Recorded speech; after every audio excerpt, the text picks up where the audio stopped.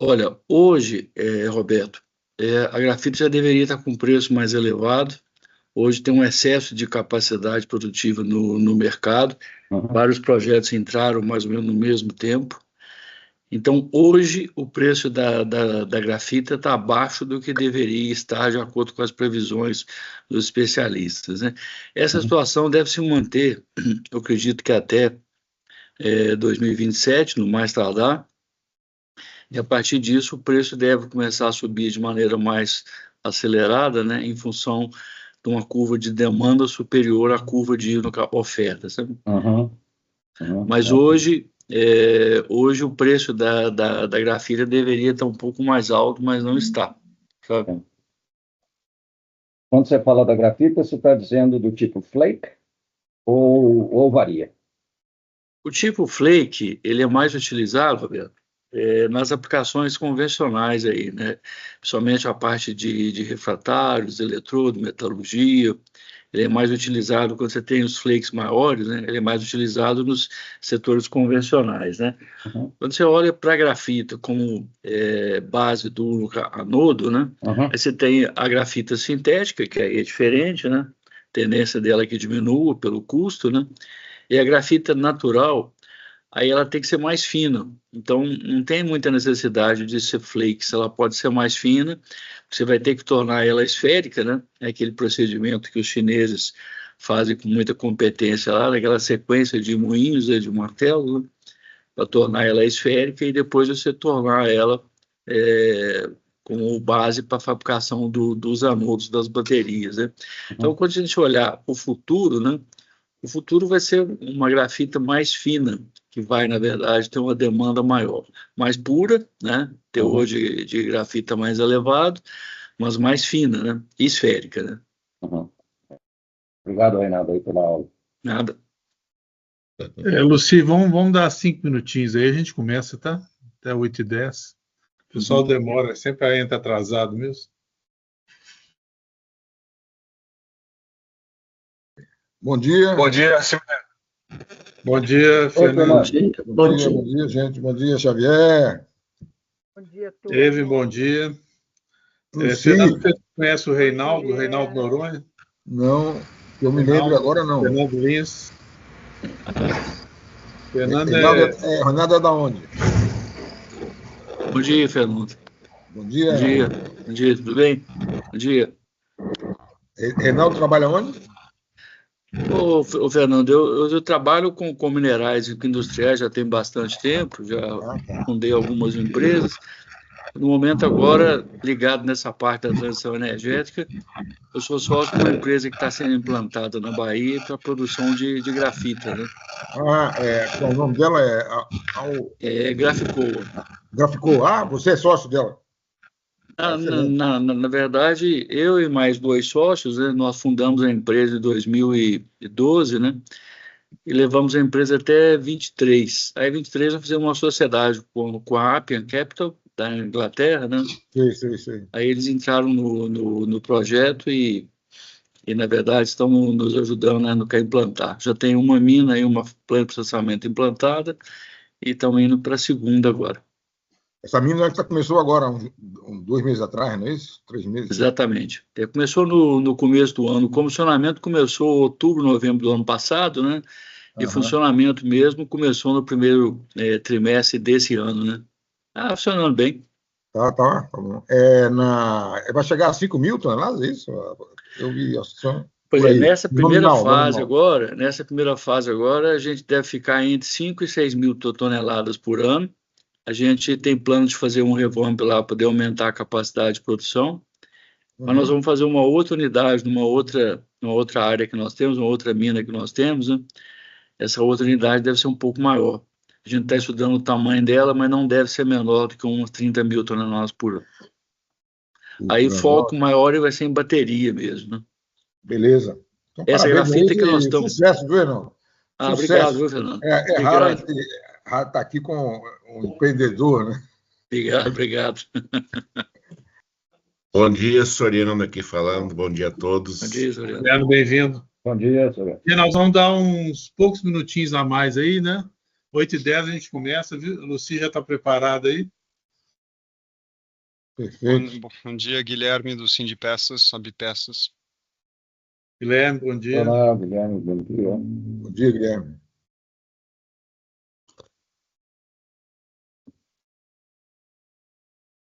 Essa hora é bom que a gente começa logo, né? Cedo a produzir, né? O Brasil precisa. Eu tive que engolir o café hoje de manhã. Não.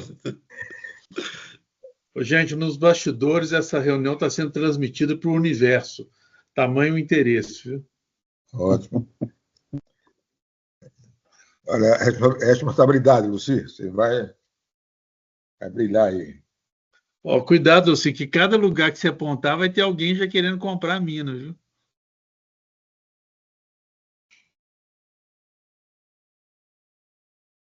Essa reunião estava prevista para durar meia hora. Se começar com 10 minutos de atraso, ainda vai ser meia hora. Não, isso aí a gente sempre pode passar um pouquinho. É porque não adianta, as pessoas chegam mais tarde mesmo, infelizmente, só para não prejudicar a apresentação da Luci. Estamos em 35 pessoas na reunião. Nossa, que isso. Opa, Tem os que escondidos. bom, que bom. Lúcia, você quer começar? Sim. Eu vou compartilhar minha tela. Deixa eu fazer a apresentação sua, só um minutinho.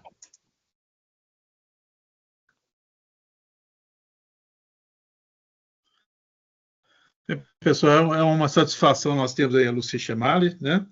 A Luci é engenheira geóloga formada na UFOP, com mestrado em geoquímica e doutorado em geometalurgia pela Federal do Rio Grande do Sul. No Serviço Geológico do Brasil desde 2010, como pesquisador em geociências, atualmente coordenador do projeto Terras Raras do Serviço Geológico do Brasil. Luci, bem-vinda. Obrigada. A apresentação é sua. Obrigada pela oportunidade. Bom dia a todos. Vou apresentar um pouco o que a gente está fazendo no Serviço Geológico, mas eu vou apresentar um panorama das terras raras, né, ao longo desse período que eu tenho trabalhado nesse tema, para a gente poder discutir um pouco sobre esse assunto. Vou pedir licença para compartilhar a tela.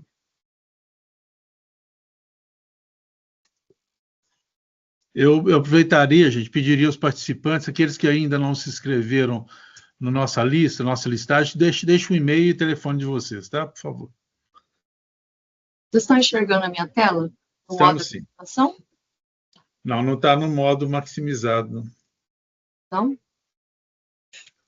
Então, deixa eu... Mas está dando para ver bem. Tá, então deixa eu ampliar aqui.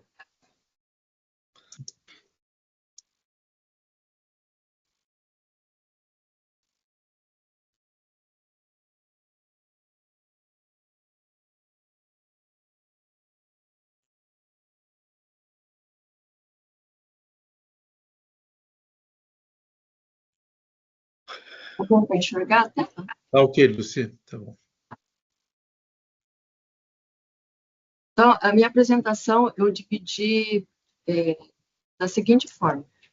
Vou falar um cenário atual, né? Na verdade, já não é tão atual, considerando a dinâmica, né, desse mercado.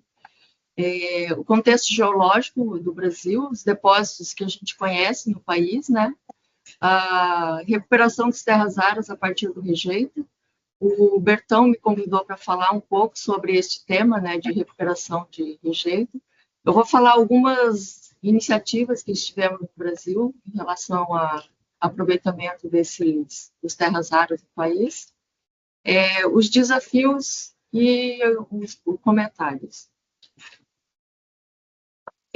Aqui nós temos um cenário da distribuição global de projetos de terras raras no mundo, né, ao longo... Esse é um retrato de 2023, é um artigo de Liu, que ele publicou em 2023, em que nós temos os diferentes tipos de depósitos, tipos carbonatitos em vermelho, os alcalinos em laranja, os sistemas tipo IOCG verde, né, as argilas iônicas em roxo. Você pode ampliar um pouco a imagem? Tá. Eu vou tentar colocar no modo apresentação. Por favor. Não sei se vocês estão conseguindo enxergar. Tem metade da tela. Não? Talvez se você colocar naquele livro perto, todo mundo vai enxergar melhor. Colocar Do lado da apresentação tem um livrinho aberto ali. Ah, tá. Aqui? Ah, tá. Opa, melhorou muito. Obrigado. Então, estes são os projetos em andamento no mundo, né? As estrelas, elas são as minas ativas e os círculos são os projetos em andamento no mundo. Este, como eu disse, é um retrato de 2023. Quando a gente olha em termos de proporção de recursos para depósitos de terras raras, a gente pode observar que os depósitos tipo carbonatito, eles são os que maior produzem as terras raras ainda, né? A característica dos depósitos tipo carbonatito são a produção de terras raras leves, né? Ou seja, proporcionalmente tem uma quantidade de terras raras leves maior. E aqui nós temos os depósitos associados às argilas iônicas e os depósitos associados a rochas alcalinas, né? Neste círculo externo aqui, nós temos a proporção de projetos, os recursos projetados por os projetos em andamento no mundo, né? Então, nós continuamos uma maior proporção de projetos associados a carbonatitos e os demais em menor proporção. O que a gente vai observar é que no Brasil nós temos essencialmente os projetos relacionados às argilas iônicas, né? Então, se a gente fizer uma projeção dos recursos, esse é um processo que a gente está em desenvolvimento, a gente está coletando essas informações para também publicar um resultado similar a este, né? Colocando como que é os projetos mineiros no país. A gente, pelas empresas que estão pesquisando, a projeção é que sejam essencialmente os depósitos que a gente denomina secundários, né, relacionados às argilas iônicas e à pleice marinha. Com relação aos carbonatitos, eu também vou mostrar para vocês, esses dados, a gente tem os recursos estimados já publicados, né, pelas próprias empresas ao longo das últimas décadas. Aqui nós temos o contexto tectônico dos principais tipos de depósitos de terras raras, né? O que a gente pode observar? Os diferentes projetos, né, que a gente, ou depósitos que a gente já são conhecidos, eles estão aqui inseridos nos diferentes ambientes geológicos, né? Nós temos aqui os depósitos tipo placers. Esses depósitos aqui, nesses ambientes aqui, eles todos podem gerar depósitos relacionados à argila iônica. E considerando o nosso contexto, né, contexto geológico, né, a gente tem as rochas alcalinas associadas aos complexos carbonatíticos alcalinos, né, relacionados ao azimute 125, nós temos várias rochas aqui com potencial de terras raras, né, que pode ser exploradas terras raras associadas a outros bens minerais, né, como é o caso do nióbio, do fosfato, do titânio, né. Nessa região aqui, nós temos em Minas e Goiás, nós já temos depósitos conhecidos, né. Ao longo aqui também da bacia do Paraná, a gente tem vários corpos alcalinos também com potencial para terras raras, né, são complexos carbonatíticos, né. E tem um outro cenário que é importante também, que o país tem ambientes geológicos importantes, que é o caso, por exemplo, de Pitinga, que é um tipo de depósito importante. Aqui no norte eu só esqueci de botar o mapa geológico, ou o mapa da distribuição do estado, para ficar mais fácil de visualizar. Mas nós temos, no estado de Rondônia, nós temos a província estanífera de Rondônia, nós temos a província estanífera de Goiás, nós temos depois de Pitinga, aqui também na região do Pará também, nós temos associações com estanho também que são interessantes, né? Os pegmatitos aqui da região da província Borborema também se mostram um cenário com potencial para terras raras.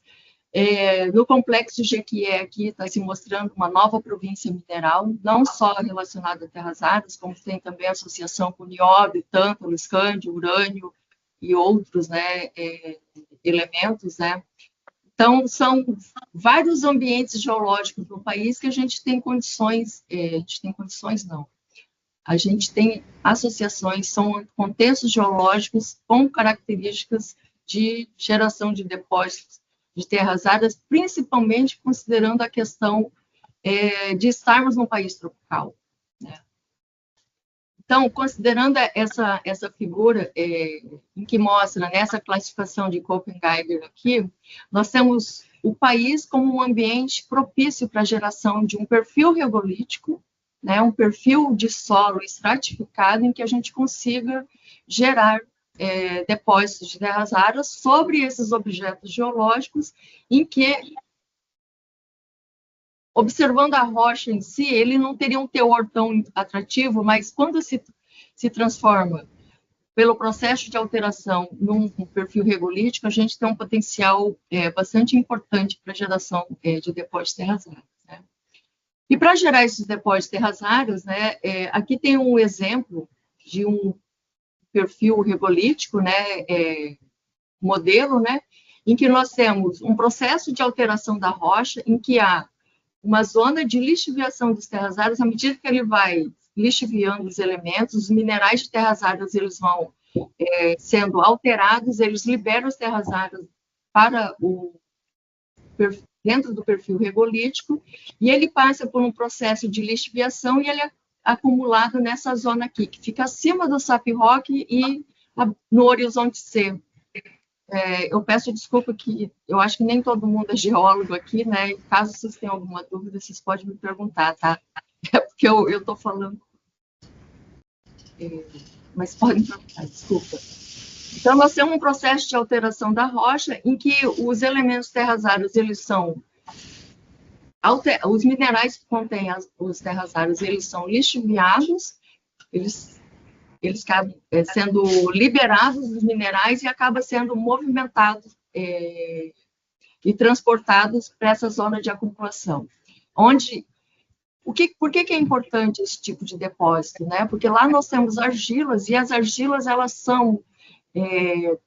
possibilita que os elementos, os cátions, fiquem aderidos, né, na sua superfície, de uma ligação fraca, né, uma ligação química fraca, e com um ácido suave, né, você acaba sendo facilitado o processo de troca iônica, né, por uma solução, não precisa ser um ácido forte. Você consegue fazer essa troca iônica em temperatura ambiente, não precisa de aquecimento, não há necessidade de energia. O fato de estar no solo, você já tem um processo de desagregação mais fácil, né? Você não tem um gasto de energia para você quebrar a rocha, para poder moer, para poder extrair, né? Então, essa é a grande vantagem desse tipo de depósito. Aqui nós temos o que era conhecido até a década de 94, né? Esse aqui é um trabalho do Lácio Loureiro, né, que trabalhou no CETEM, em que nós já tínhamos um panorama de onde é que nós tínhamos os depósitos de terras raras, né? O Serviço Geológico, ele caracterizou alguns desses depósitos na década de 90, 80, 90, né? No entanto, o único depósito que nós trabalhamos especificamente para terras raras foi o depósito aqui de Costa Marques. Nesse depósito, a CPRM, na década de 90, trabalhou em cima de terras raras, né? E nós também já sabíamos, né, que aqui na região de Seis Lagos era um carbonatito, né, e se fez uma análise pelo teor de terras áridas e se fez o nosso primeiro cálculo de recurso, que foi de 43 mil toneladas de terras áridas na época, né. E aqui também na Serra do Repartimento foi um outro projeto também que a gente já tinha identificado o potencial para terras áridas lá na década de 90. E na década de 90 também foi feito um projeto que ele não está aqui, mas foi feito um trabalho pelo Serviço Geológico, pelo Paulo Fernandes, em que a gente também identificou valores interessantes para terras áridas em Jequié, né, nessa época. Né. E aqui nós temos os diferentes tipos associados, né, os depósitos de terras áridas associados a diferentes tipos de rochas.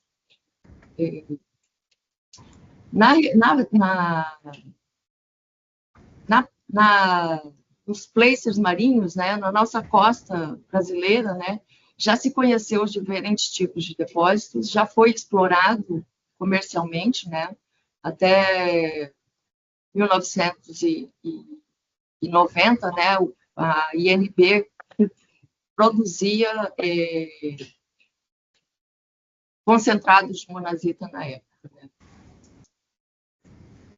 E esse aqui é o retrato atual, né, dos projetos em andamento atualmente, né, no país, que são esses círculos em azul, né, e nós temos uma Serra Verde, que é na divisa de Goiás com Tocantins.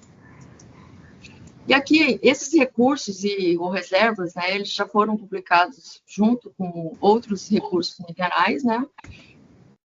Nós temos um recurso relativamente grande, né, relacionado aos carbonatitos. Nós temos também aqui as rochas graníticas, né, com os seus recursos.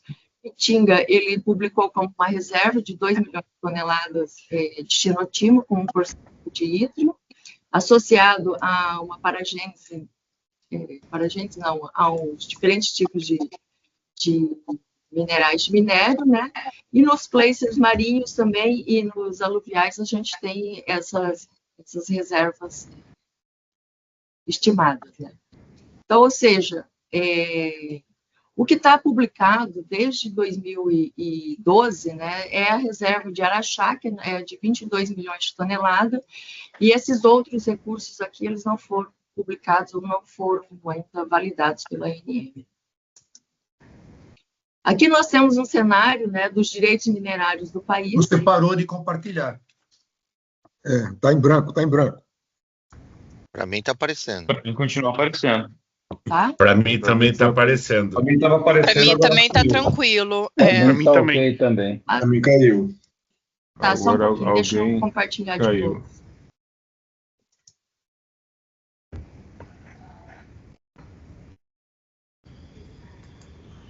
Estão enxergando a tela? Sim. De novo. Novamente? Agora sim. Obrigado. Só um pouquinho.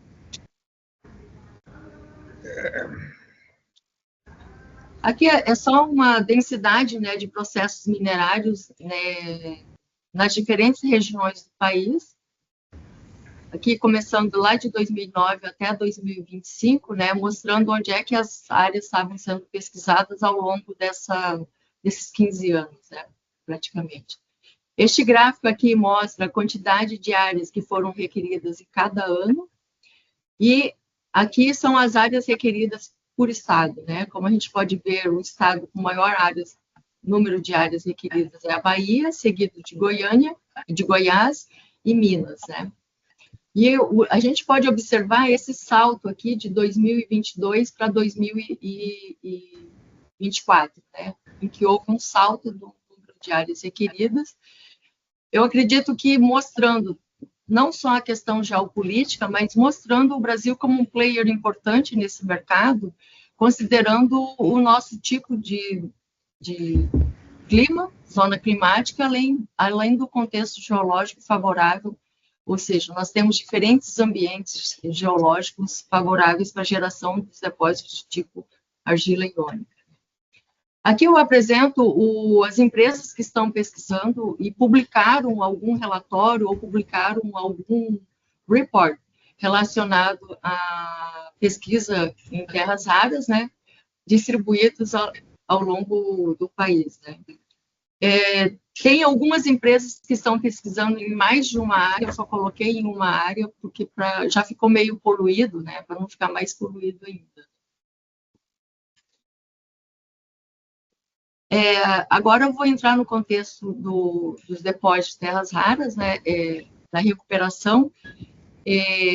Por que está sendo importante, né? Porque os terras raras você pode extrair de diferentes tipos de produtos, né? A gente pode observar, isso aqui foi uma pesquisa que eu fiz mostrando, né, terras raras e rejeito de mina, né?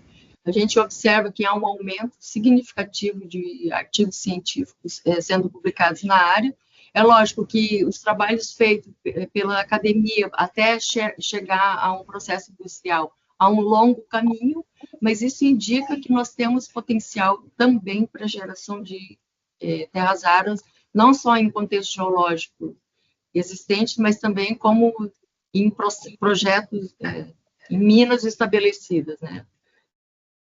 Aqui tem os diferentes tipos de métodos, né? Pode ser o método hidrometalúrgico, por um processo de biomineração, e tem também alguns trabalhando a questão de ser feito nanoarmadilhas, né? Similar ao sistema de argilas, para distorção, para extração desses elementos, né?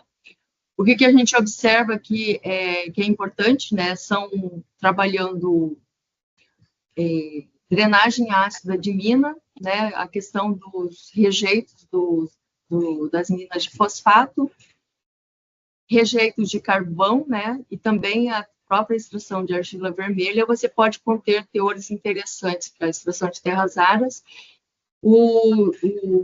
Este artigo ele faz uma revisão, né, mostrando o uso de processo hidrometalúrgico.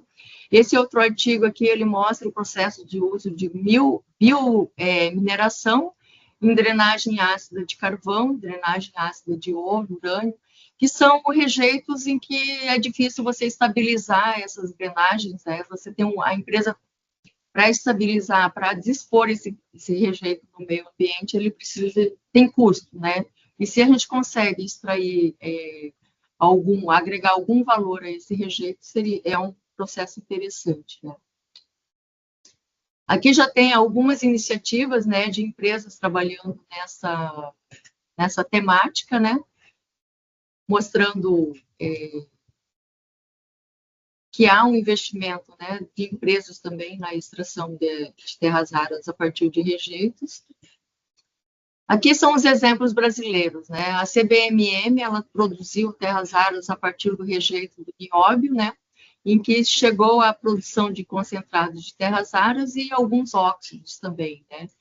Esse projeto aqui, ele estava dentro de um contexto, né? Não sei se o professor Fernando Lodigraf está aqui, do INCT também, está dentro do projeto Regina, né? O Fernando Lins também acompanhou, né, este projetos de pesquisa e desenvolvimento da cadeia de ímãs, né, de terras raras nos últimos 15 anos, né?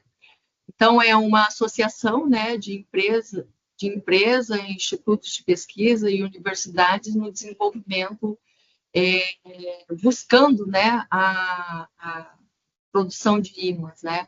Conforme aquele formulário, né, que o professor Lodigraf colocou no grupo, né, ele fala um pouco desse cenário aqui também. A mineração taboca também, ela tem um estudo que foi feito dentro do projeto Regina, né, em que várias instituições participaram, né. Ela é uma província mineral, nós geólogos caracterizamos como uma província mineral, em que há diferentes tipos de minerais de minérios em que pode ser extraídos os elementos de interesse, né, que está aqui do lado. Então, essa foi uma apresentação, né, do gerente da época, né, em 2023, em que mostrou a iniciativa dentro do projeto Regina da produção, né, da busca, né, de produção de terras raras a partir do rejeito. Essa aqui o flow sheet, né, o processo dele, da mineração Pitinga, né, em que eles buscaram trabalhar diferentes extração, né, tanto aqui na concentração, na usina, e também aqui nessa parte final de refino, a extração de terras raras, que está representada aqui por este fluxo, né, buscando a produção de terras raras nessas fases aqui e também nessa fase posterior aqui. Este foi um trabalho que foi feito pelo Serviço Geológico em 2019, junto com o Serviço Geológico Alemão, de melhorar o processamento dos rejeitos dos depósitos de cassiterita, né? Que são depósitos tipo placers. Então, foram estudados diferentes rotas, né, de processamento, são processamentos físicos, né? E identificando aqueles que são os minerais que podem ser extraídos de forma econômica a partir desse novo desenho de processamento mineral. Então, Maçangana, Bom Futuro, Cachoeirinha e Santa Bárbara são os depósitos de placers explorados por cooperativas, né, lá no estado de Rondônia, e se identificaram diferentes tipos de minerais que podem ser extraídos por meio desse novo fluxo. E os desafios, né? Acho que o principal desafio é a perenidade, né, nos incentivos de PDI, né, até amadurecimento dessa cadeia produtiva de terras raras.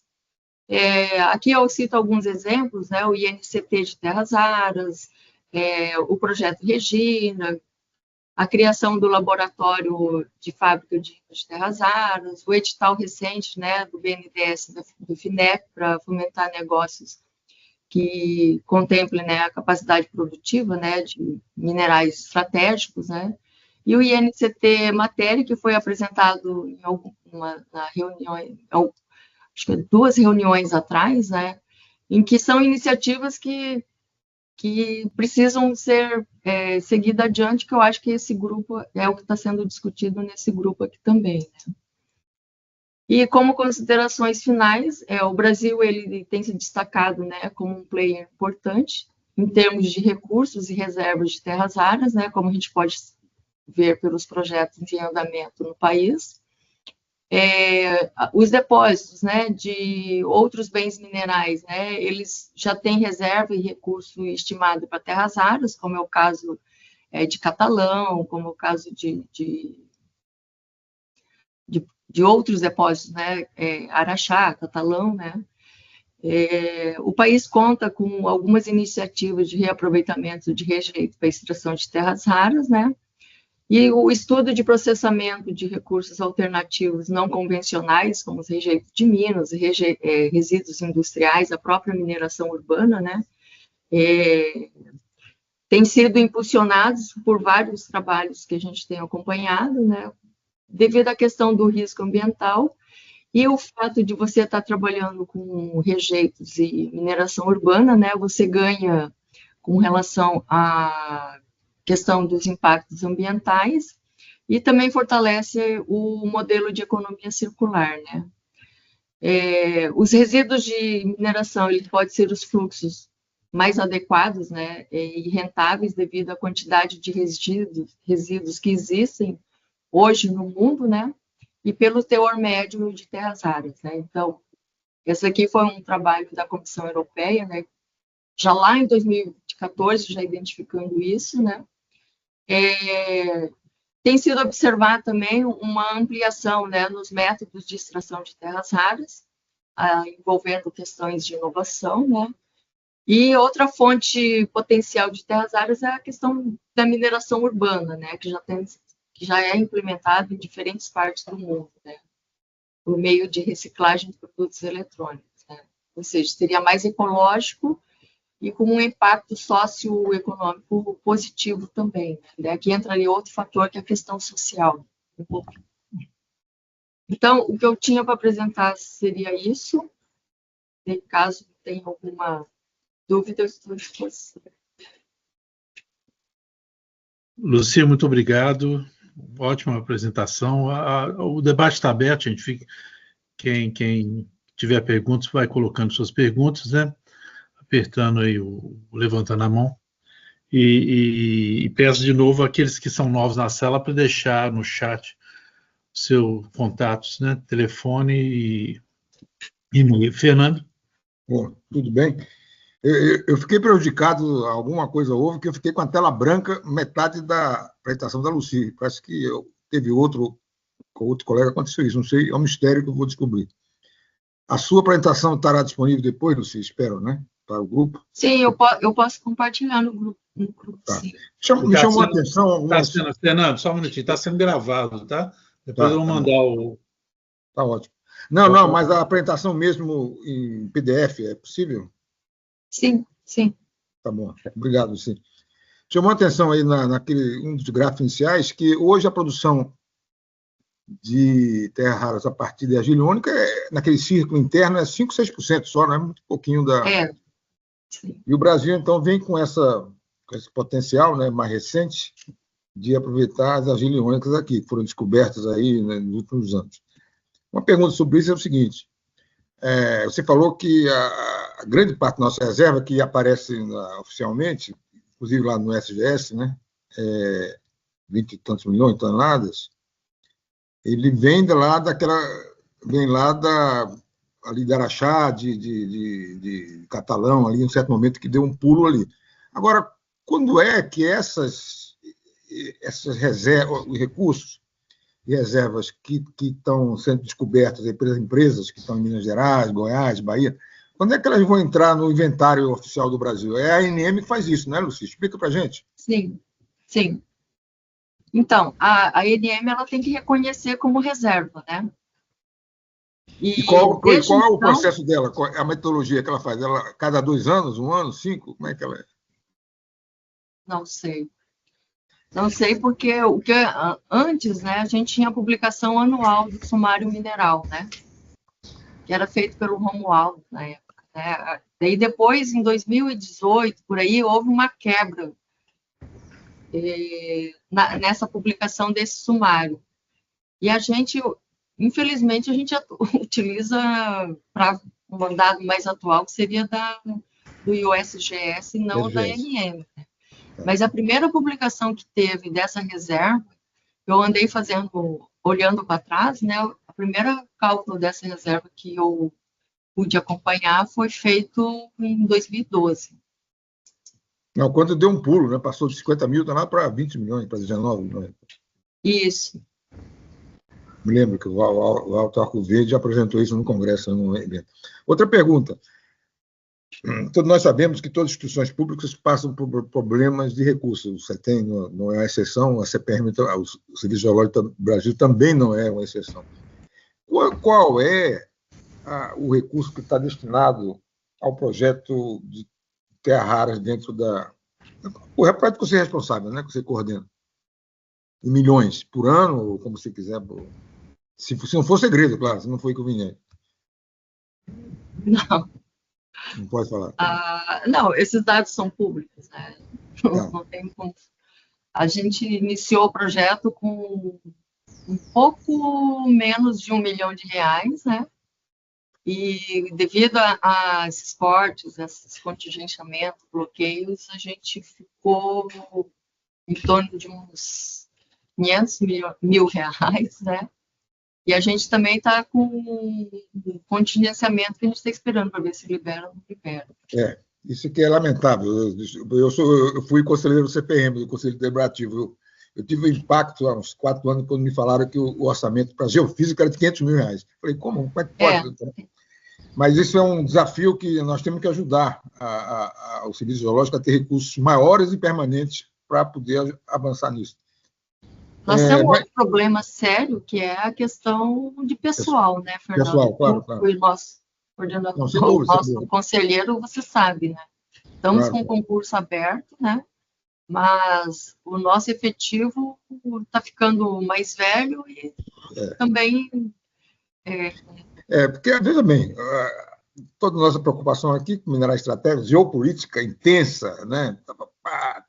Toda essa questão toda, e o nosso SGB com $200 mil de orçamento para pesquisar geologia terra raras e pegar outras instituições da área de tecnologia, é pouco também. Então, é uma preocupação que a gente tem que ter na hora de discutir política, mas tem que estar atento a essas coisas que são práticas. Para acabar aqui, 2 coisinhas rápidas. Uma coisa rápida. O rejeito, você citou, lá de Rondônia, me lembro que os alemães fizeram, o CETEM participou um pouco disso. Deu em quê? Tem um relatório final, Luci? Tem um relatório, tá. Porque é o seguinte, recentemente o SGS está lá no trabalho lá do ano passado, retrasado já, eles estão investindo milhões de dólares financiando em parceria com os serviços geológicos estaduais para detectar minerais críticos no rejeito das minas. Isso está acontecendo nos Estados Unidos, lá que são tipo de 30 milhões de dólares, 40 milhões de dólares. Então, veja bem, é muito dinheiro para pegar rejeito. A Austrália faz a mesma coisa. Esse aí de Rondônia, aí, que eu me lembro que era com a Alemanha, ele foi fechado relatório, mas alguma iniciativa, alguma empresa ficou interessada em aproveitar ou parou? Não, teve uma empresa canadense que se interessou por esse rejeito. E agora, pelo que eu estou tendo notícias, né? A gente está indo para Rondônia agora, em outubro. Estou tendo notícias que tem muitos chineses também rondando por lá, né? Buscando investir na área. Tá bom. Obrigado, viu? Parabéns, você fez uma ótima apresentação. Eu adoraria receber depois o PDF aí pelo... Eu vou mandar. Obrigado. Parabéns aí. Desculpe aí, se mais longuinho, Renato. Obrigado. Soriano, por favor. Bom dia a todos. Eu só queria primeiro falar que eu já me aposentei do MCTI, certo? Mas eu continuei fazendo a mesma coisa. Então, estou trabalhando com energia e mineração. Eu só queria focar uma coisa. Naquela lista de PDI, faltou ainda 2 projetos com a Alemanha, o MOCA e o Camona, que foi feito no âmbito do edital Client com a Alemanha, que é bastante interessante. O MOCA e Camona, além do Regina, que começou lá, começamos eu e Zivi nisso, lembra, Zivi? Há alguns anos. E só uma observação, aquele edital FINEP-BNDES de minerais críticos, eu não sei se todos participaram, aquilo, na verdade, é uma habilitação para você pegar um financiamento do BNDES e não garante os recursos de P&D. Então, é para vocês entenderem que aquilo é só uma grande motivação para que as empresas proponham projetos, entendeu? Então, quem ganhou, eu tive com a minha empresa e num consórcio, nós ganhamos um dos projetos. Então, na verdade, é um projeto de verticalização de produção de BESS no Ceará. A mina fica em Sobral, do lítio à bateria. Só que lá, depois desse processo que você é contemplado no edital, você tem que entrar com toda a documentação no BNDES para financiamento das empresas individualmente, e ainda depois você tem que entrar no edital de subvenção da FINEP. Então, na verdade, aquilo é uma pré-habilitação. Então, isso é uma coisa importante, e um ponto que seria importante em termos de contemplar é que se os projetos que forem contemplados lá deveriam ter um ponto a mais, por exemplo, no edital FINEP, uma vez que eles foram qualificados não só como um projeto de P&D, como um projeto industrial. Isso é uma sugestão que eu estou dando aqui, porque, na verdade, aparece que tem 5 bilhões, mas não existe os 5 bilhões a não ser quando você pede o recurso da BNDES e entra no edital FINEP. Tá? É só obrigado aqui. E eu estou aqui nesse grupo aqui, conversei, o Seminelli me convidou aqui durante o Brasmin em Goiânia, e eu estou aqui para contribuir agora do outro lado, certo? E agradeço aí. Nós pulamos a fila aí do Erwin, da SAI, viu? Se você me permite, Erwin, acho que é a sua vez, me pularam aqui. Eu furei sua fila aqui. Bom dia a todos e todas. Bom dia, eu acho que o Simeone está me deixando para o final, aí eu vou esperar aí ainda. Não, desculpa, Ever, porque eu olhei aqui do lado o Soriano, pensei que era ele. Não, então, eu queria agradecer ao Siminelli por estar conectando um grupo importante no Brasil, né? Nós temos aqui uma fábrica assim, de peças, uma série de representações que estão lá na ponta da cadeia, fazendo uso, né, das matérias-primas na forma de peças acabadas, né? E o MIB nasceu porque a gente vem percebendo cada vez mais a tendência de a gente desligar cadeias nacionais e trazer coisas prontas de fora. Né? Isso tem mostrado dentro do MIB que a gente está mapeando em vários grupos, né? O 10 foi o último, foi criado, nós já estamos há 4 anos trabalhando nisso. O Rubim Bonato e o Eite, que está aqui, junto com o Landgraf e outros, desde o começo, tentando mapear um dos itens que são os motores, que vão em vários conjuntos, né? Que o item número 1 de custo dos motores são os ímãs em terras raras. E por não ter o imã aqui, né, o motor vem importado, o motor importado no grande custo, é um dos itens que fazem com que todos decidam trazer o conjunto montado de fora, né? Então, nessa condição, eu queria, talvez, aproveitar essa experiência, aproximar os nossos colegas assim, de peças e nossos colegas Anfávia, desse pessoal que está trabalhando na geração do minério, que é rico para a gente poder conectar essas duas pontas, né?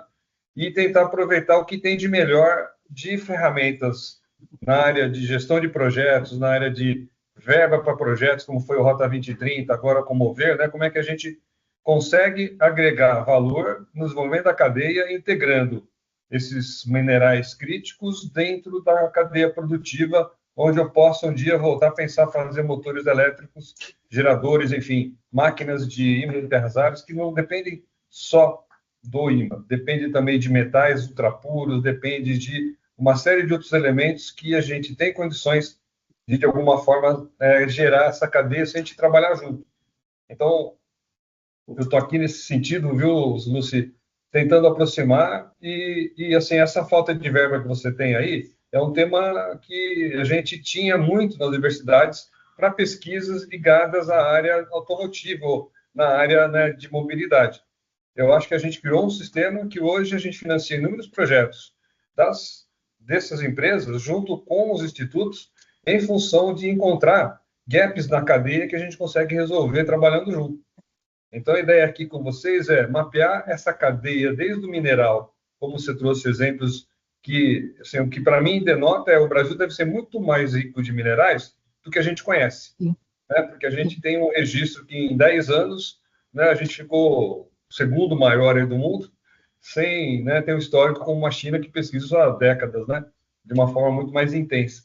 Então, se a gente conseguir trabalhar nessa pesquisa mais clara das nossas reservas e valorizar ela da forma como ela tem valorizada, acho que o instituto de vocês aí deviam estar recebendo dinheiro não só de verbas públicas, mas de projetos ligados à transformação desses minérios em riquezas. Então, fica aqui a nossa proposta desse trabalho em conjunto desse minério que você está propondo aí, dentro do GT10, vai ser muito benéfico.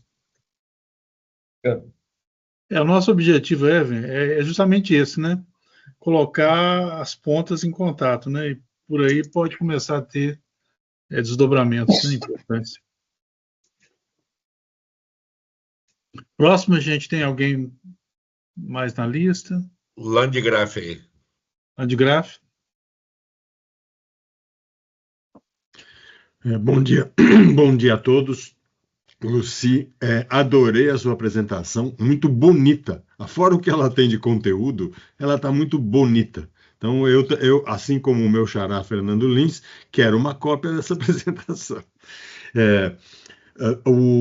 Agora, falando de conteúdo, eu acho que um tema que a gente deveria buscar é que esse mapeamento das diferentes fontes incluísse um mapeamento dos teores relativos, né, de cada uma das terras raras nessas ocorrências.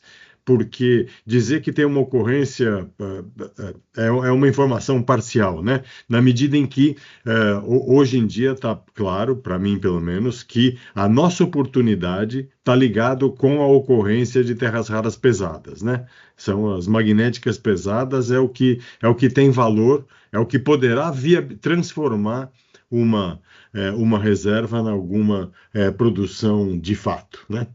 Esse é o momento que a gente está vivendo, na minha opinião, já que os Estados Unidos estão investindo uma enormidade de dinheiro na identificação de mineração, de possíveis fontes de terras raras nos Estados Unidos, né? E então nosso espaço se reduz na medida em que eles avançam. Mas aparentemente pesadas não são muito frequentes por lá.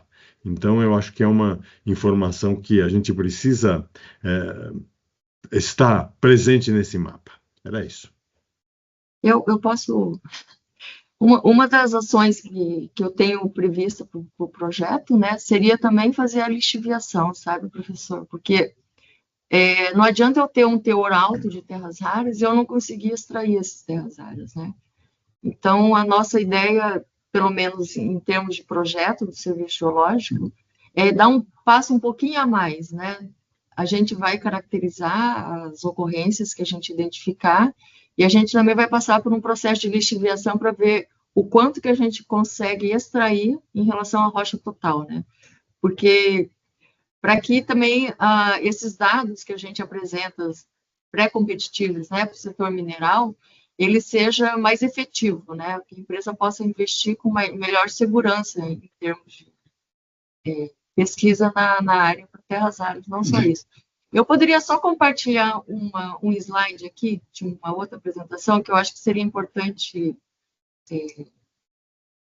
só para mostrar o conhecimento geológico que nós temos no país. Não sei se estão enxergando a minha tela. Sim. Então, esse aqui é a soma de todo o conhecimento geológico que nós temos no país hoje, né? Somando, né, a cartografia geológica, os mapas geológicos produzidos pela integração de dados geofísicos, a aerogeofísica que nós temos, né, no país, e aqui os projetos de recursos minerais, né? Então, somando todo o conhecimento geológico do país, a gente tem essa densidade aqui. É uma fórmula que foi feita pela colega, né, pela colega Lila, em que soma todos os conhecimentos que o Serviço Geológico se dispõe. Ou seja, todo o nosso banco de dados geocientíficos está representado por essa figura. Então, a gente pode observar que há várias regiões aqui com gap de conhecimento geológico, né, que precisa de investimento, não só para identificar depósitos ou ocorrências de terras áridas, para identificar qualquer outro tipo de bem mineral. A gente precisaria adensar essas informações. Então, só mostrando que a gente tem muita coisa para avançar, a gente tem muita coisa que foi feita, mas tem muita coisa para avançar ainda. Só temos espaço para mais perguntas. Eu estou inscrito aí, Siminelli. Tá, obrigado. Bom dia. Primeiro, cumprimentar realmente a Lucy pela apresentação excelente dela, né? Obrigada. Viu, Lucy? E é o seguinte, eu só vejo bons amigos aí, né? O Floriano, o professor Soriano, né, Soriano? Professor Etinei, gente boa demais.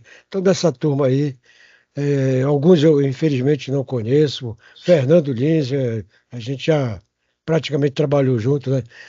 Mas, Lucy, são duas coisas. Primeiro, para mim, a província Borborema hoje é a bola da vez. A região do Jequitinhonha está se exaurindo rapidamente, né?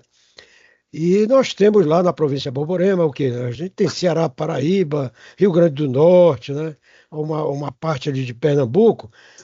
Infelizmente, parece que continua o mapeamento para 250 mil. Essa, primeiro, é a minha, vamos dizer, queixa, né? O meu chororô é por que não botar para 100 mil? Ah, não, mas tem drone, não sei o que, nós vamos fazer e tal. Tudo bem, tá? Então, eu acho que a gente tem que repensar como o Serviço Geológico Brasileiro vai dizer, olha, para a sociedade, né, vamos dizer assim, de potencial. Bom, a outra coisa comigo, agora com o Siminelli, viu, Siminelli? Rapaz, esse teu horário é ruim demais, hein, cara? Por que não fazer às 2 da tarde, cara? Às 14 horas. Cara, de manhã, para quem mora no sítio, na chácara, a gente acorda cedo demais, rapaz. Aí cuida de galinha, de papagaio, de cachorro, de periquito. Né, Fernando? O negócio não é sério, rapaz. Não eu dá. protesto. O horário é perfeito. Não é 8 verdade? horas. Tudo é ótimo horário também, viu? Pois Parabéns, é, Siminelli. O horário é perfeito. Não acho não. Olha a outra aí, ó. Quebrando a gente aí. Nós vamos criar o horário das terras raras. Né? E realmente o Elsevier é um guerreiro, está batalhando com novos editais aí para a gente, né? Pelo FNDCT, e foi bem chamado pelo Soriano a questão da FINEP, né? A PLS, né, Soriano, por exemplo, tem que fazer toda uma via crucis para depois realmente ganhar o projeto, né? Então, que ponto, né? A Sigma está bem instalada, né? A CBL, mas tem empresas aí que, né? E outra coisa, o projeto EMA, para mim, Zé hoje... Augusto, você está falando de Diga. lítio ou de terras raras? Não, eu estou falando de tudo, se for o Tá. caso. Só Projeto... para lembrar, porque você começou Tá. falando do Vale do Jequitinhonha, já tinha passado, eu fiquei preocupado aí com... Mas tudo bem, vai lá. O projeto EMA, por exemplo, cara, os caras estão lá inovando demais, cara, né? Se não me engano, uma solução com magnésio, né? Como esses canos PVC, sai daqui, né? E o cara vai e o concentrado já está lá para cima, né? Então, mas eu queria ouvir da Lucy Chimelli exatamente também no projeto Borborema, não dá para aceitar, Lúcio. Eu fico triste. Um para 100 mil. Né? É isso. Obrigado, viu, pessoal? Mas tem empresas pesquisando na província Borborema, né, Zé Augusto? Acho que a próxima é Marisa Nascimento. Marisa? Bom dia, gente, tudo bem? Prazer estar com todos aí. Lucy, mais uma vez, é um grande prazer te ouvir falar. Gosto muito das suas apresentações. Eu tenho duas questões importantes. Uma é fazer realmente corroborar aqui com as palavras do Erwin, que eu acho, isso sempre me preocupa, o adensamento das cadeias produtivas, né? Hoje, o que a gente vê, por exemplo, a gente está fazendo muitos aplausos para essa turma que está minerando as terras raras de argilas iônicas, porque eles estão lixiviando, né? Mas eles estão lixiviando porque eles não conseguem concentrar. A maior parte das vezes é isso que acontece, né? Então, o que a gente vê, a gente aqui no CETEM tem quase 15 anos trabalhando com a parte de metalurgia extrativa, né? E o que a gente vê é eternamente uma exportação de concentrados minerais. Se a gente não tiver políticas para que a gente adense esses elos das cadeias produtivas, não somente na parte de materiais, mas também na parte de hidrometalurgia, a gente vai ficar com elos fracos nessas cadeias, né?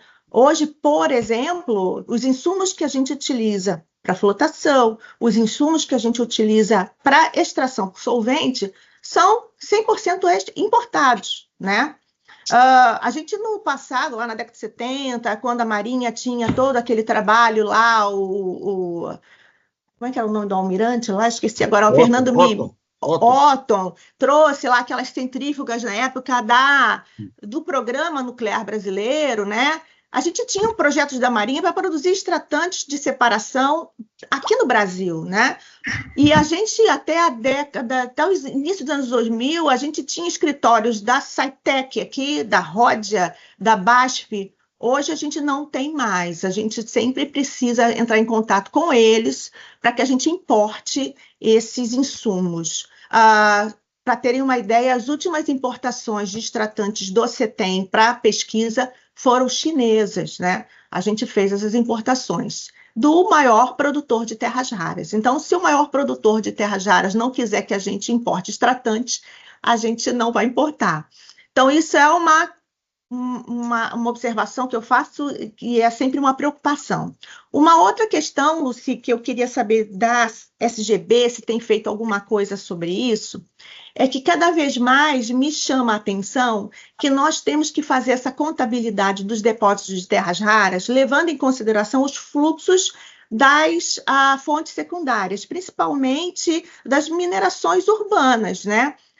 A gente tem notícia aqui no CETEM, outros trabalhos para minerais estratégicos, que quando a gente mapeia esses fluxos de materiais, que muitos saem do Brasil na forma de outras coisas, não contabilizando os recursos valiosos, né? Para níquel, para outros elementos nióbio também, né? Principalmente quando a gente fala de resíduo eletroeletrônico e outras minerações urbanas. Então, eu entendo que, em algum momento, essa contabilidade das nossas reservas, dos nossos depósitos, vai precisar agregar esses dados desses fluxos de materiais que acontecem no Brasil, de alguma forma, né? Eu não sei se a SGB, eu acho que é um papel da SGB atuar em conjunto com outro órgão para fazer isso.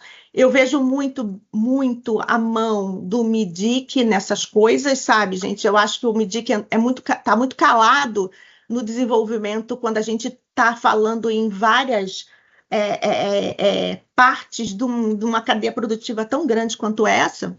Mas eu acho que a SGB tem um papel bem fundamental nisso. Aí eu queria entender de vocês aí se existe algum trabalho sendo feito para a contabilidade dessas minas urbanas, porque são minas, entre aspas, né, no tempo, meio que renováveis, né, nesse caso.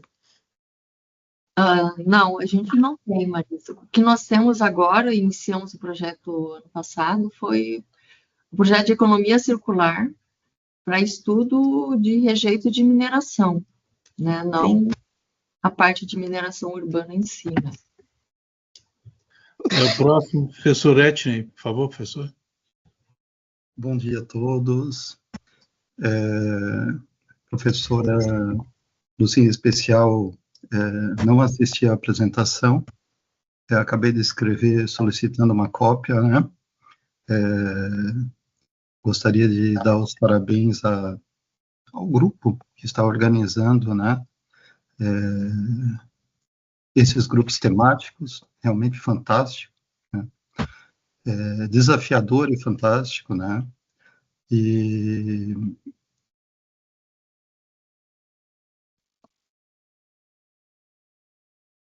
continuando, na minha fala, eu iria fazer uma colocação, mas antes disso, eu gostaria de fazer um comentário em cima do que a professora Marisa falou, né? O projeto Aramar, de enriquecimento de urânio, né? Submarino nuclear da Marinha, boa parte da nossa tecnologia, que hoje se domina no Brasil, ela foi comprada no mercado negro, né? Foi um esforço tremendo, né, de estratégia muito bem pensada, né? Parte da nossa tecnologia estratégica é russa, né? E se montou todo aquele grupo, né? Todo aquele grupo. Como é uma área estratégica, a área nuclear, nós passamos por uma série de dificuldades aí.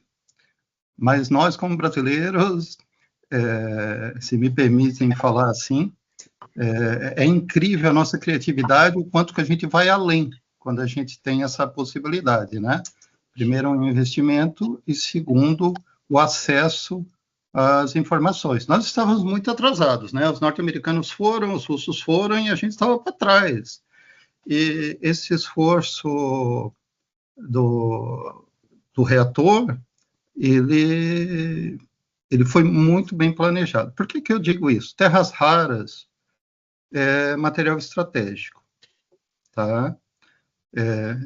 Eu estou aqui na EST, Associação Nacional de Ciência, Tecnologia e Inovação, e nós trabalhamos com valorização do professor universitário e do cientista brasileiro.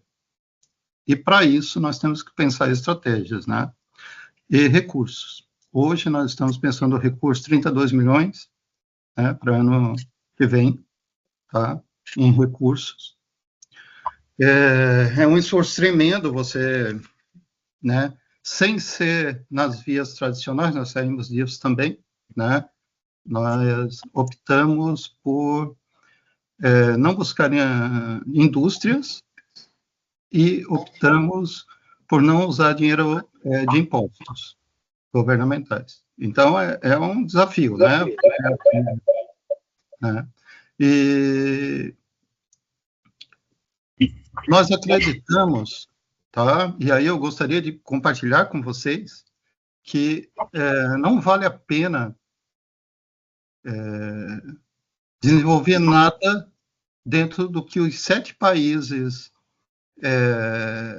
mais ricos desenvolvem. Por quê? Porque nós estamos bloqueados. A gente não tem um sistema de inteligência suficiente, tá? Por exemplo, se vocês me permitem, né, a gente filosofar um pouquinho aqui, nós não conhecemos se alguém entre nós, por exemplo, faz relatórios das nossas reuniões estratégicas. Nós não temos esse controle, nós não temos essa matriz, esse cuidado que os países desenvolvidos têm.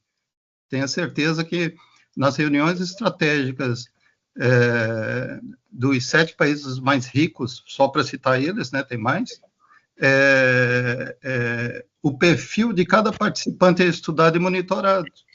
A gente não tem isso aqui. Então, a única possibilidade nossa é surpreender. E surpreender como? Com algo que a gente tem sobrando, que é a nossa grande capacidade aí de fazer ciência a partir do novo, do by doing, né? Não é à toa que o homem pisou na Lua porque um brasileiro tirou os pés da humanidade do chão, Santos Dumont. Né? Tá? E para quando a gente pega, volta um pouquinho e pega toda a história da Gurgel, a gente sabe o que é um país não ter estratégia de defesa, né, das suas indústrias estratégicas, né? Hoje você compra um carro horrível chinês, sendo que a Gurgel saiu muito na frente. E a gente conhece toda a matriz do que aconteceu com a Gurgel e do porquê aconteceu, né? Quando recusaram o financiamento da Gurgel. Não foi nenhum estrangeiro que fez isso. Foi pessoas entre nós que fizeram isso, né? Então, a gente tem que estar sempre muito atento. Professor, só lembrando que nós temos mais 2 pessoas para falar e o tempo já passou 8 minutos, precisa ser mais condensado, desculpa. Muito obrigado pela lembrança. Eu sei que isso é um balde de água fria, mas sendo assim, focado na questão de desenvolvimento, nós estamos olhando essa questão terras raras, tá, como um ponto inicial para desenvolver produtos realmente inovadores, by doing, ponto de pirâmide, tá? Ou seja, você não só faz isolamento de terras raras, né? Mas você já entra com um produto inovador a nível global. Isso vai de encontro à nossa balança comercial. O Brasil e os pesquisadores não têm como ser bloqueados dessa forma, ou a fragilidade é muito menor, tá? Essa é a visão nossa. Eu gostaria, desculpa se eu avancei um pouquinho, mas eu gostaria de compartilhar essa visão, tá? Pegando desde lá do Projeto Aramar, justamente para criar essa reflexão entre nós, né? E agradecer de antemão à professora o envio do material e a todos, né? Eu estou aqui à disposição. Muito obrigado. Obrigado, Ednei. Próximos 2 seriam o Rubim Bonato e depois, finalmente, o Gilberto Calais. Rubim, por favor. Ok, bom dia a todos, eu sou o Rubim Bonato, estou como líder do GT3, no grupo do MIB aí com o Erwin, né? Obrigado, Siminelli, pelo convite e parabéns a Lucy, né? Hoje, para mim, que trabalho na indústria, foi de novo um aprendizado aí sobre o potencial do Brasil, né? A gente vem discutindo essa questão há alguns aí, aprendi muito com o professor Landgraf, né? E a gente construiu um projeto, né, sobre imãs de terras raras para tentar transformar, né, ele em produto, né? Hoje a gente tem na indústria, né, uma necessidade muito grande de aumentar a parte de produtos localizados, né? Então, a gente tem regulamentações, por exemplo, de montadoras ou até do governo, que se a gente atingir 60%, né, de conteúdo local, né, o governo faz um direcionamento que para exportar, né, você tem alguns benefícios. Então, o Brasil, né, dentro do MIDIC, ele já proporciona essa política, né? de forçar a localização, que é muito bom para nós, né? Só que para o outro lado, do lado da indústria, eu sinto que isso a cada dia está mais difícil no Brasil, né? Por exemplo, a questão dos ímãs que nós discutimos, né? Antigamente o Brasil produzia ímãs de ferrita, né? Hoje é tudo importado. Então, essa questão de transformar, né, todo esse potencial que a gente tem em produto final, que nós vimos aqui, que é o grande desafio, né? Porque a indústria, né, imediatamente por custo ou por competitividade, ela migra daqui para o Brasil, para a China, ou para quem tem o produto com qualidade e o produto com custo, né? Então, isso é uma coisa muito dura, né? Apesar de falar conteúdo local, mas a indústria, ela precisa de resultado muito rápido, né? Então, esse ponto, né, que a gente discutiu muito, né, o Erwin também acompanhou muito essa discussão, essa elaboração, né, o meu ponto, a gente acabou formatando um projeto, né, que o professor Andy Graff nos colaborou muito, e hoje o Senai está liderando, é um projeto, né, acho que em torno de 50, 60 milhões, para transformar os ímãs de terras raras num produto final, que seria o imã, né? Então, esse projeto está sendo liderado pelo Gonzaga do Senai, né? E a gente está estudando outras possibilidades, outras iniciativas, né? Então, meu ponto aqui que eu queria colocar para Lucy, né, agradecendo e dando os parabéns aí pela apresentação, do lado da mineração, né, como é que vocês veem essa conexão com as empresas, né, quais são os grandes desafios de aproximar com as empresas, né? Eu não sei se é uma pergunta assim, muito aberta, mas quais que são os desafios, porque do lado da indústria nós estamos pensando em como nos aproximar, né, via Sindpeças, né, Sindpeças também tem nos ajudado nessa elaboração, mas pro lado da mineração, quais os challenges, os desafios para aproximar das indústrias, né? Seria uma pergunta aí para a Lucy. Então, são as incertezas. Eu acho que o grande problema dessa aproximação são as incertezas e os riscos envolvidos, né? Porque hoje, para você desenvolver um projeto mineiro, não só no Brasil, né, em outros países também, a gente trabalha com variáveis que a gente modela, né, tem os modelos, mas nem sempre eles podem ser reproduzidos no ambiente que o pessoal está pesquisando, né, que as empresas estão pesquisando. Então, eu acredito, assim, que como a maioria das empresas que estão pesquisando hoje para terras raras, mas também para outros bens minerais, elas são empresas júniores. E eles buscam recursos em bolsas, né,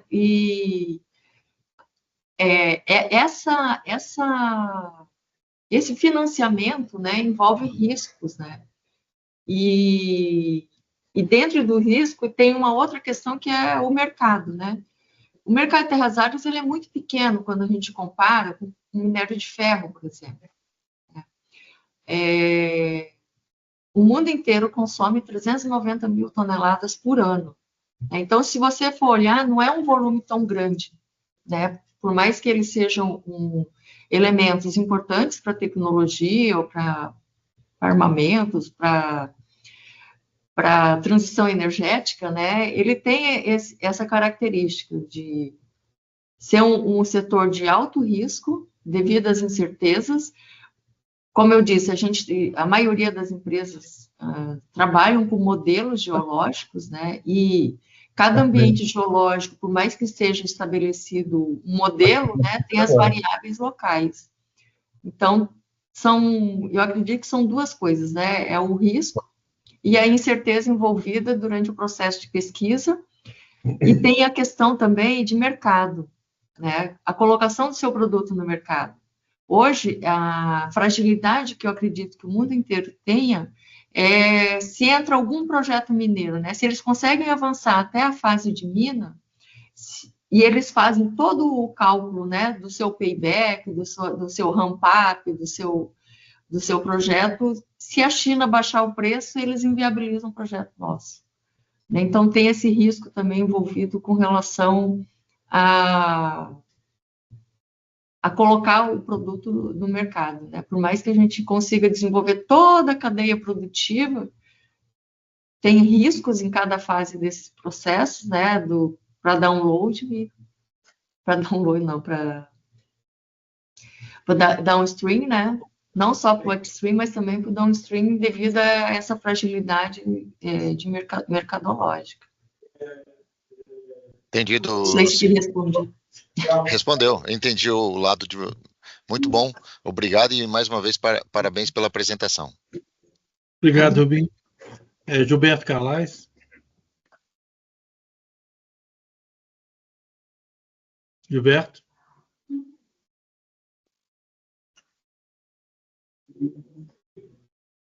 Não sei se o Gilberto está ouvindo, Gilberto. Pessoal, vocês vão me desculpar, mas são 9h16, passamos 16 minutos de qualquer limite meu, eu tenho uma próxima reunião. Foi uma excelente reunião, muito obrigado pela apresentação. Vamos conversar na próxima vez, mas eu tenho que seguir para os próximos compromissos. Gilberto, você não está... Obrigado. Obrigado. Gilberto Calais. Acho que ele não está mais não, viu, cara? Não, ele está aqui, mas Tássia de Mello, a próxima inscrita. Bom dia a todos. Eu queria só parabenizar a Lucy pela apresentação e aproveitar, já que ela destacou, né, uma série de projetos de PDI, dizer que o Ministério ele já tem atuado nesse tema desde 2010 e participou fomentando essas iniciativas, né? Além disso, foram implementadas diversas chamadas públicas, né, tanto do CNPq quanto da FINEP, que foram importantes, né, para estimular, incentivar a pesquisa e o desenvolvimento tecnológico nesse tema.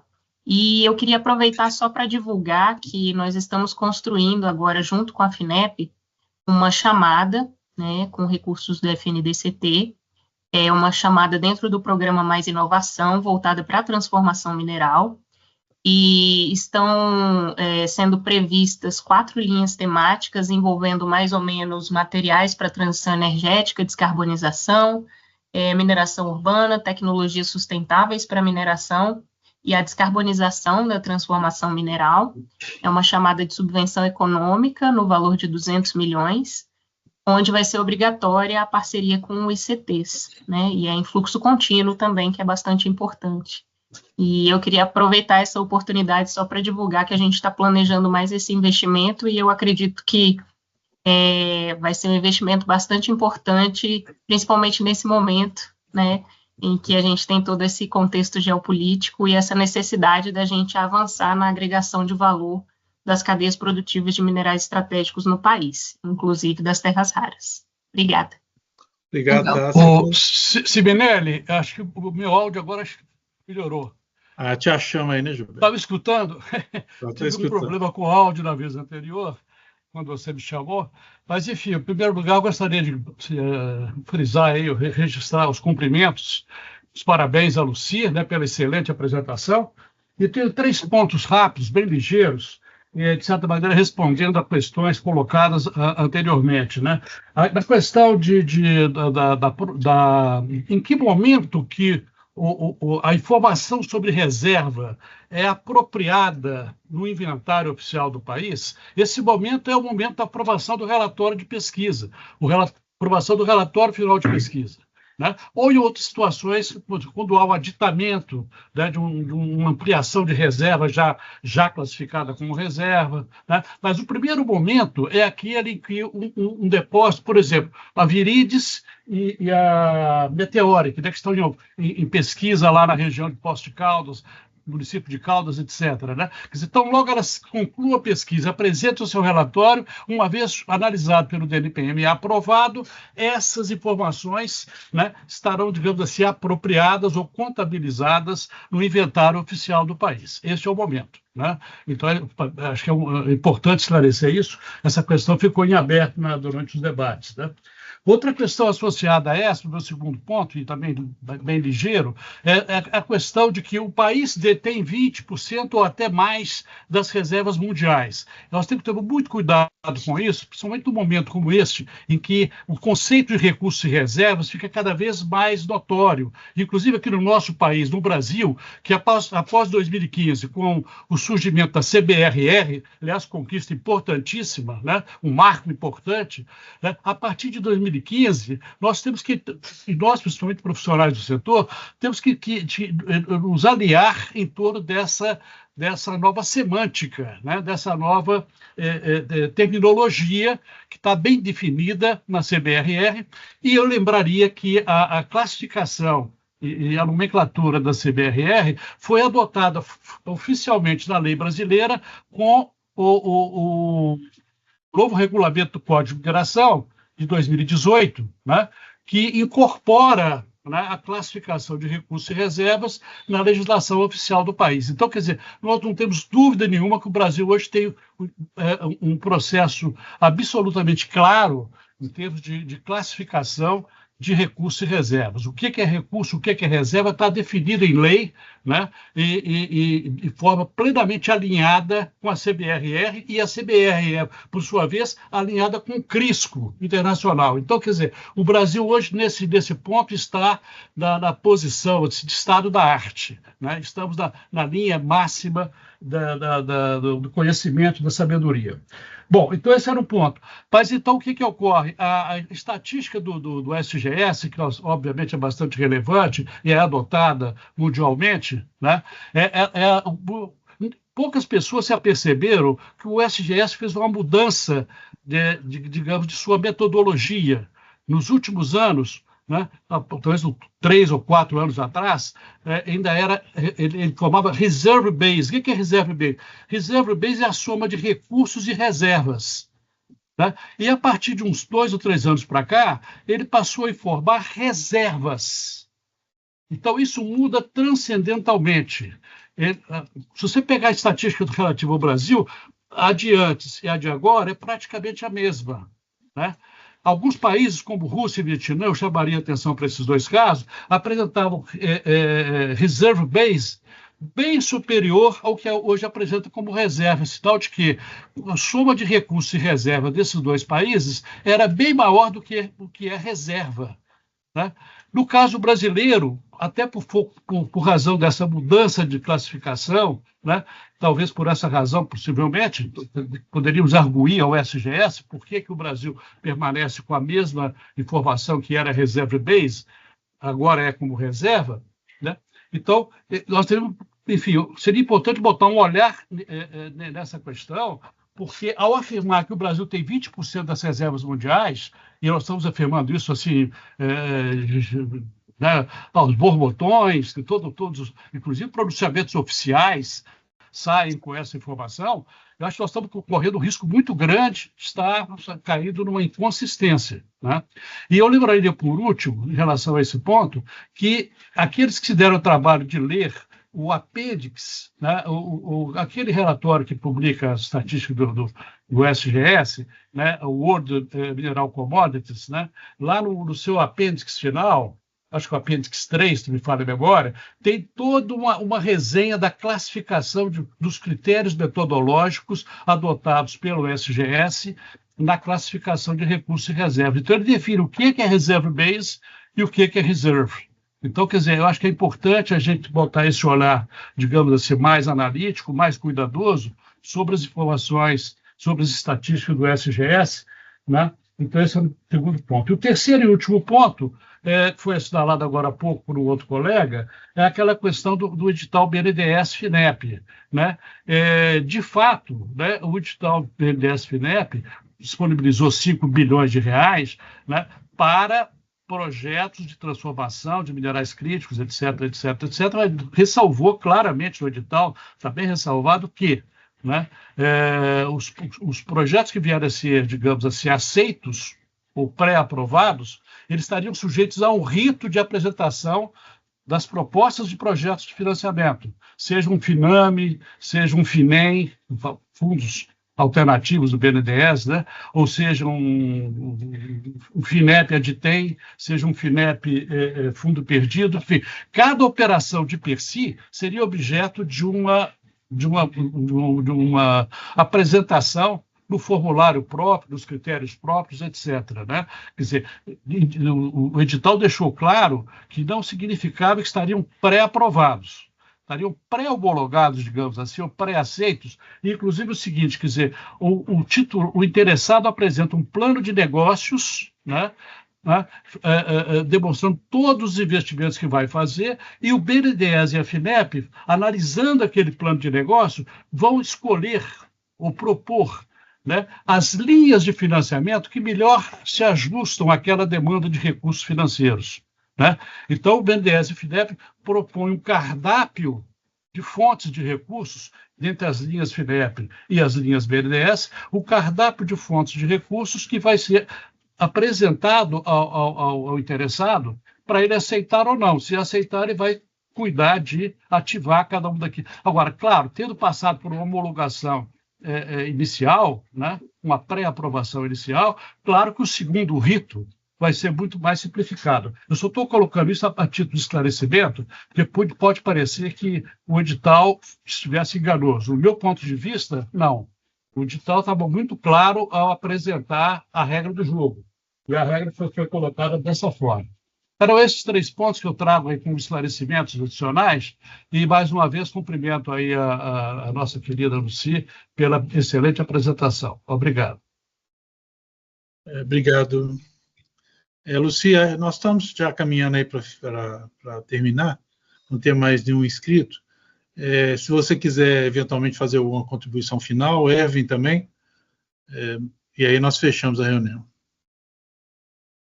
Eu agradeço a oportunidade de falar um pouco, não falei especificamente do projeto Terras Raras no Serviço Geológico, no entanto, são alguns cenários que a gente tem observado. A gente tem trabalhado em algumas regiões do país, e este ano, né, foi feita uma consulta pública indicando quais são as áreas prioritárias para 2026 até 2035. Né? Então, nós iremos trabalhar em cima dessas áreas selecionadas por meio dessa consulta pública, que deve estar sendo publicado o resultado nos próximos dias. Né?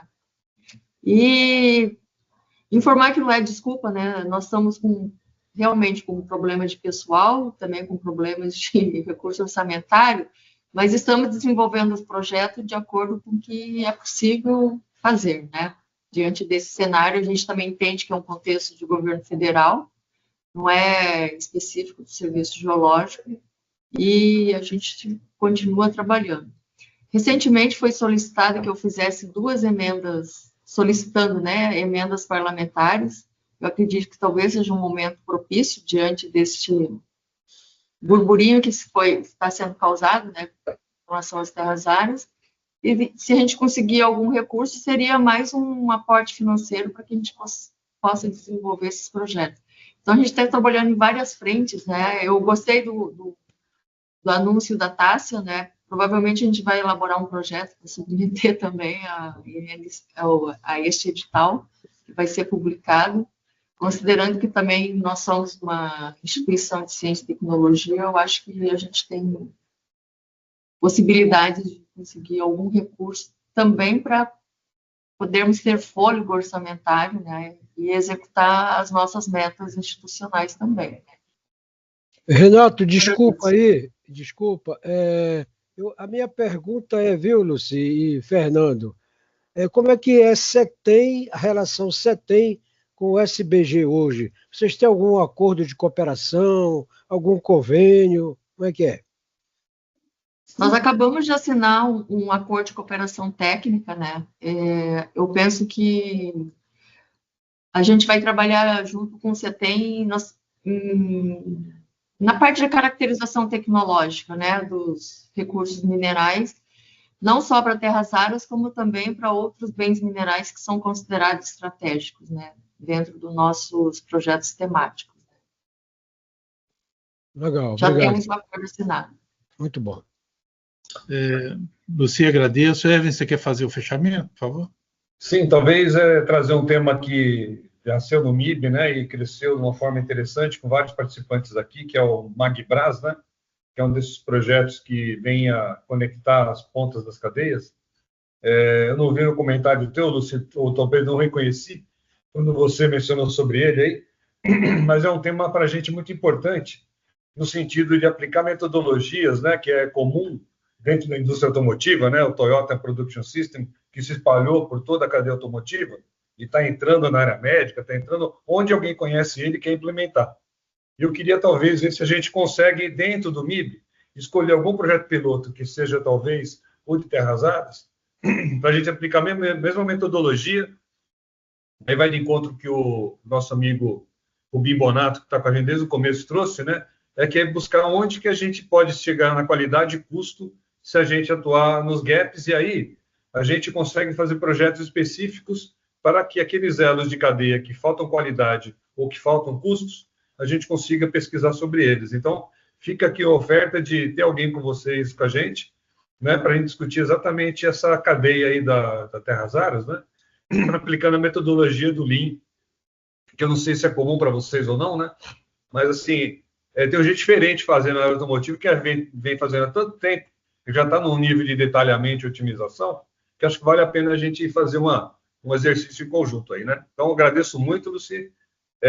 Passei para você alguns contatos do pessoal que já está fazendo um trabalho na área automotiva de economia circular muito avançado, que vai servir de base para a gente, inclusive, tributar importações que vêm com pegada de carbono marca nossa, né, para a gente dar competitividade de sustentabilidade para a nossa cadeia produtiva nacional, né, e pode chegar até o nível de vocês sem trabalhar isso de uma forma estruturada. Obrigado a todos e, Renato, fico feliz aqui de estar com vocês do time aí. Obrigado. Fernando, alguma colocação final, aproveitando, hein? Não, nada a acrescentar. Parabéns. Ok, gente, só avisando, nós vamos ter as duas próximas reuniões, as próximas semanas, vão ser o CIT Senai se apresentando, né? Como é que está a estrutura e planos de trabalho deles, e depois vem o Boeira, né? O Jorge Boeira e o Miguel Neri apresentando uma metodologia, um modelo novo de fomento aí para os minerais críticos. Renato, já põe 1h30 de reunião para as próximas, para não dar problema de agenda aí. Pois está passando mesmo. 1h30 é o mínimo necessário para uma discussão boa dessa. Ok, então, gente, até as próximas. Obrigado. Tchau. Tchau.